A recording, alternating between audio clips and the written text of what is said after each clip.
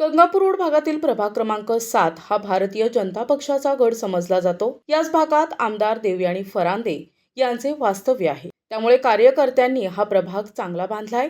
अशा या प्रभाग 7 मध्ये चारही माजी नगरसेवक अर्थात हिमगौरी आडके, सुरेश पाटील, स्वाती भामरे आणि योगेश तथा मुन्ना हिरे भाजपकडून रिंगणात आहेत। विजयाची हमखास संधी आणि खात्री असलेल्या या प्रभागातील भाजपच्या प्रचार कार्यालयाचे उद्घाटन आमदार सीमा हिरे आणि शहराध्यक्ष सुनील केदार यांच्या हस्ते झाले।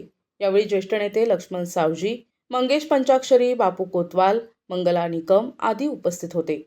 महापालिकेत पक्षाची सत्ता येणार असून मतदारांनी चारही उमेदवारांना विजयी करावे असे आवाहन आमदार सीमा हिरे, सुनील केदार यांनी केलंय। सगळ्यांना कल्पना आहे की केंद्रामध्ये आज आपले सक्षम आणि भक्कम नेतृत्व असलेले पंतप्रधान नरेंद्रजी मोदी यांच्या नेतृत्वामध्ये भारत देश हा प्रगती करतो आहे आणि त्याचबरोबर राज्याचे मुख्यमंत्री आदरणीय देवेंद्रजी फडणवीस यांच्या मार्गदर्शनाखाली आज महाराष्ट्राने सुद्धा एक वेगळी गती घेतलेली आहे। त्यामुळे केंद्राचा निधी आणायचा असेल, त्याचबरोबर राज्य सरकारकडून आपल्याला कामं करून घ्यायचे असतील तर आपल्या विचाराचे जर इथे लोक निवडून आले तर ते कामं सुरळीतपणे होतील।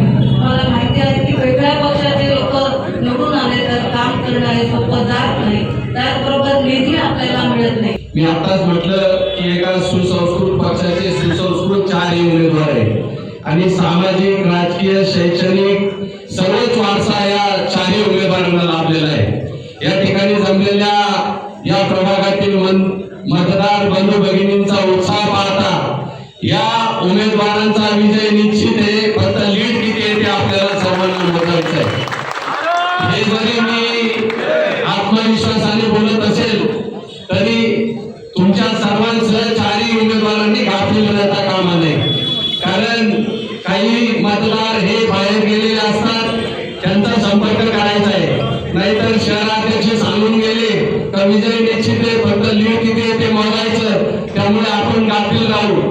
शेवटी राजकारण हे जसं युद्धभूमीवर युद्ध लढलं जातं तसं हे राजकीय युद्ध आहे, ते आपल्याला लढायचंय। प्रभागाचा विकास साधताना नाशिकच्या विकासात योगदान देणाऱ्या या उमेदवारांनी मतदारांना विजयासाठी आवाहन केलंय।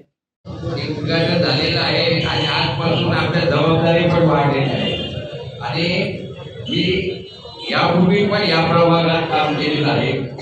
सीमाताई बरोबर पण मी काम केलेलं आहे आणि आपल्याला नाशिकची जी नस आहे ती सर्व माहीत आहे।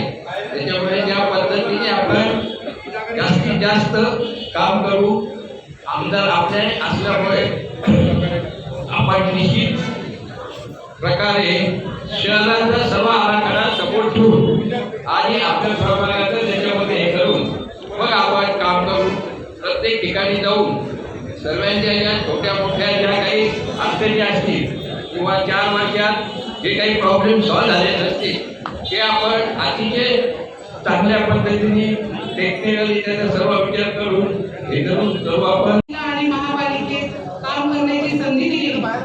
मी तुम्हाला परत एकदा हीच विनंती करते आणि सर्वांच्या साक्षीने ग्वाही देते, तुम्ही आम्हाला चारही उमेदवारांना परत एकदा काम करण्याची संधी द्यावी, एवढीच विनंती करते आणि थांबते। धन्यवाद। रोज आम्ही प्रत्येकाच्या संपर्कात आपल्यामध्ये प्रामाणिकपणे काम करत राहणार। जी काही नागरी सुविधांची कामं असतील किंवा आपल्या काही वैयक्तिक शासकीय योजना त्यांच्यापर्यंत पोहोचवण्याचं काम असेल त्या माध्यमातून आम्ही सगळ्या नागरिकांच्या सतत संपर्कात राहिलो आणि म्हणूनच सर्व नागरिक आम्हाला सुखनी जे आहे आम्ही त्यांना परतरी होतो ते आम्हाला परतरी होतात। आता यावेळेस आपले ज्येष्ठ नेते सुरेश पाटील हे आमच्या बरोबर आहेत, त्याच्यामुळे आमच्या पॅनलची मेंबरटी अजून वाढलेली आहे। फक्त एवढंच लक्षात घ्या, आपल्याला 10 दिवस बचायला आहेत, त्या 10 दिवसामध्ये प्रत्येक मतदारापर्यंत पोहोचण्याची जबाबदारी आपल्या सगळ्यांवर आहे। जे पाहिजे आहे असे नरेंद्रजी मोदी यांच्या या सगळ्यांच्या कामाची सगळी पाहणी बघता आपण सगळ्यांनी त्यांच्याकडनं किती उत्साह घ्यावा आणि किती काम करावं असं सगळ्यांना वाटतं। आम्हाला आता पुन्हा संधी पक्षाने